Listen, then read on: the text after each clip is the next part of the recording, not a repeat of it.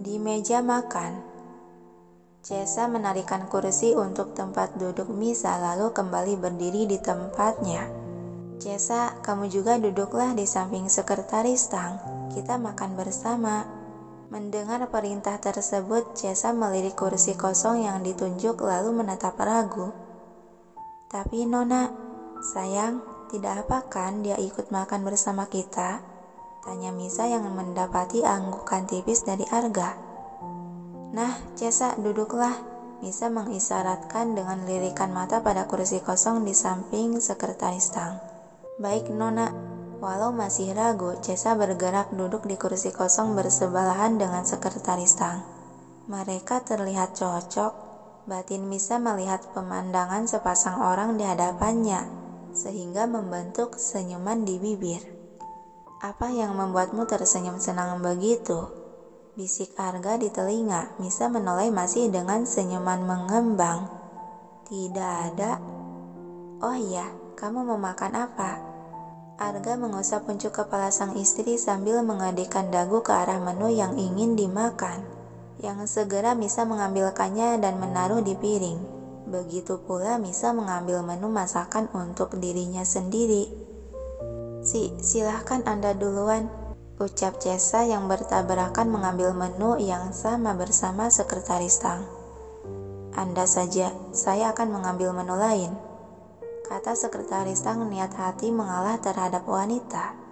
Tidak, untuk Anda saja, biar saya yang ambil menu lainnya saja.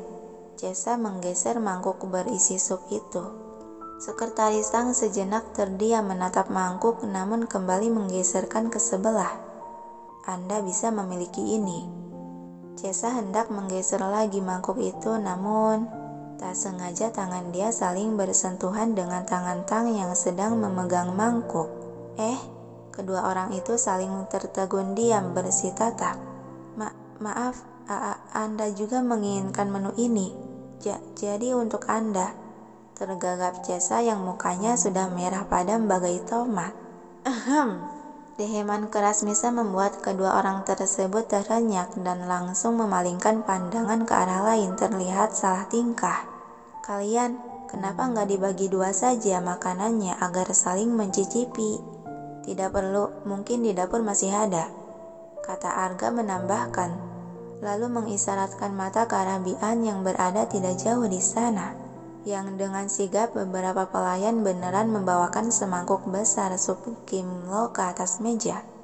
Tuangkan satu mangkuk untuk si Tang, agar tidak berebut dengannya. Baik Tuan, seorang pelayan segera menuangkan sup ke mangkuk sup. Sementara sekretaris Tang sudah berwajah merah, merasa malu sadar akan tingkahnya yang seperti anak kecil berebutan makanan. Dia melirik gadis di sebelahnya yang sama-sama berwajah merah dan menundukkan pandangan karena malu. Dasar wanita keras kepala, batin Tang merutuki. Sayang, kok supnya terasa hambar, tidak ada rasanya? Tanya Misa setelah menyendokkan beberapa suapan sup ke mulut. Arga mengambil satu sendok sup di mangkuk Misa dan menyuapkan ke mulut sendiri mencecap rasa yang seketika membuat alis dia mengernyit. Tidak, ini sudah pas. Ih, cobain deh yang agak banyakan. Ini hambar tahu nggak ada rasanya. Arga menggeser mangkuk dan menyeruput 2 sendokan penuh kuah sup. Tidak Misa, ini sudah pas. Kamu mah dibilangin nggak ada rasanya. Sebal Misa lalu beralih melirik wanita parubaya yang berdiri tidak jauh di sana. Bian, tolong ambilkan garam dong. Baik Nona. Bian memberi isyarat mata pada salah satu pelayan yang berdiri di dekatnya. Yang dengan sigap pelayan tersebut pergi mengambilkan kotak garam ke dapur. Arga menangkup sebelah sisi wajah Misa agar menatap ke arahnya. Misa, menurutku ini sudah pas. Kenapa harus ditambah garam? Tapi di lidahku terasa hambar, nggak ada rasanya tahu. Arga melirik orang di seberang meja. Coba kau makan Tang. Sekretaris Tang mengambil satu mangkuk yang sama seperti yang dimakan oleh Misa lalu mencicipinya. Menurut saya juga rasanya sudah pas, tidak hambar atau kekurangan garam. Misa menghela napas pelan. Pokoknya kalau tidak ditambah garam, aku tidak mau makan, rajuk dia mendorong mangkuk sup. Melihat sikap istrinya berubah manja lagi, Arga hanya bisa menghembuskan napas kasar.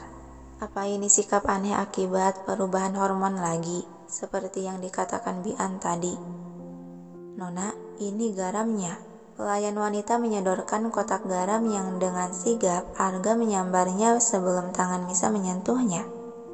Misa mendelik sebal ke arah Arga. Berikan garamnya padaku. Tidak, terlalu banyak mengkonsumsi garam itu tidak baik untuk kesehatanmu. Tangan Misa yang sedang tengadah bergerak kekeh meminta. Siniin gak? Arga menghela napas pelan. Misa, siniin. Masih menengadahkan tangan. Misa, kamu ya sudah aku beneran gak bakal makan. Rajuk Misa membuang muka.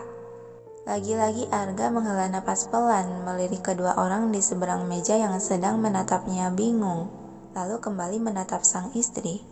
Baiklah, dengan pasrah Arga meletakkan botol garam itu ke atas meja. Sontak Misa menoleh dengan wajah senang. Dia mengambil botol garam tersebut. Dari tadi kek, katanya sambil menaburkan garam ke atas mangkuk sup. Taburkan sedikit saja, Misa. Peringatan Arga yang dibalas menggutan tak acuh. Kemudian Misa mencicipi sup yang sudah ditaburi 1 sendok teh garam. Masih hambar saja, dia menaburkan kembali garam ke dalam sup. Membuat Arga yang melihat mengkerutkan alis heran. Misa, sahut Misa yang sedang asik menaburkan terus-menerus garam ke atas sup. Cukup, kau menaburkan terlalu banyak, cegah Arga mengambil alih botol garam. Tapi ini masih kurang, sedikit lagi asinnya. Tidak, Misa. Tegas Arga langsung menjauhkan botol garam sehingga gadis itu sulit menjangkaunya. Bian. Iya, Tuan. Segera Bian maju beberapa langkah menghadap. Singkirkan ini. Dia melemparkan botol tersebut yang langsung ditangkap oleh salah satu pelayan. Nyebelin deh, padahal masih hambar. Guru Tuan Misa mengaduk sup. Makan saja seadanya. Dengus Misa dengan enggan menyuapkan sup ke mulut.